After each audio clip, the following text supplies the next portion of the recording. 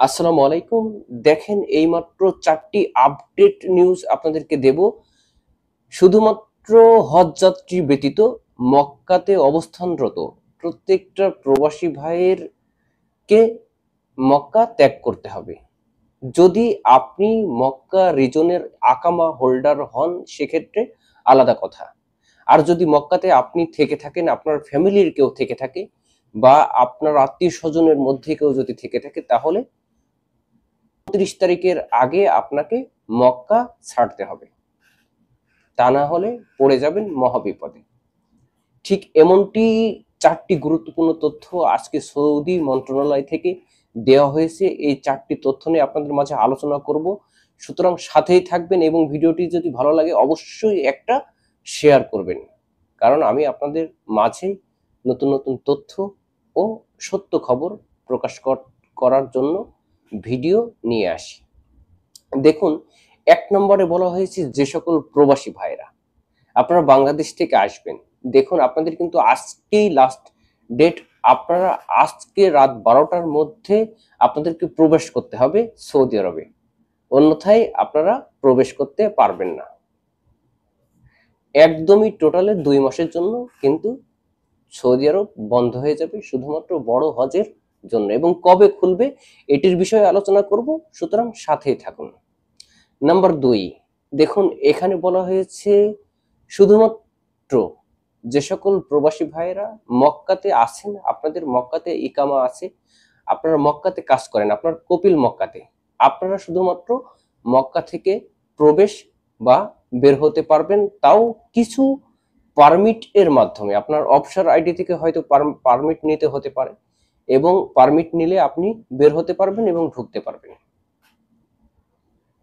তাছাড়া এনাদার যে সকল প্রবাসী ভাইয়েরা আছে মক্কা রিজনের বাইরে, তারা ইচ্ছা করলেও আর ২৩ তারিখের পরে মক্কাতে ঢুকতে পারবেন না।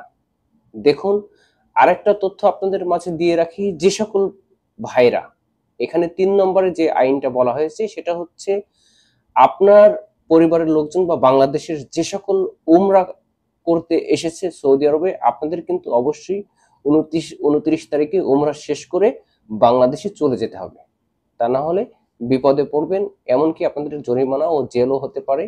এবং কবে আবার আপনি বাংলাদেশে যেতে পারবেন সেটা আপনি নিজেও জানতে পারবেন না।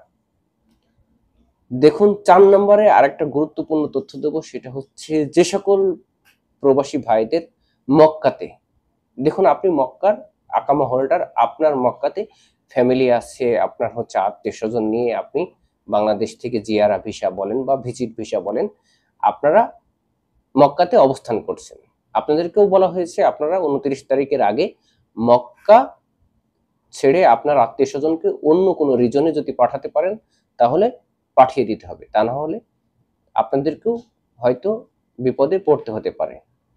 সুতরাং অবশ্যই ভিডিওটি আপনারা বেশি বেশি শেয়ার করবেন, তা না হলে আমার প্রবাসী ভাইরা হয়তো অনেকেই বিপদে পড়বে, অনেকেই জানে না, বোঝে না, হয়তো আপনাদেরই আপনজন বা আত্মীয় স্বজন। অবশ্যই শেয়ার করবেন। আর দেখুন, অবশ্যই সতর্কতার সাথে এই সৌদি আরবে আপনারা থাকবেন। এবং শেষের যে নিউজটা সেটা হচ্ছে যে কবে নাগাদ আবার উমরা চালু হবে সৌদি আরবে।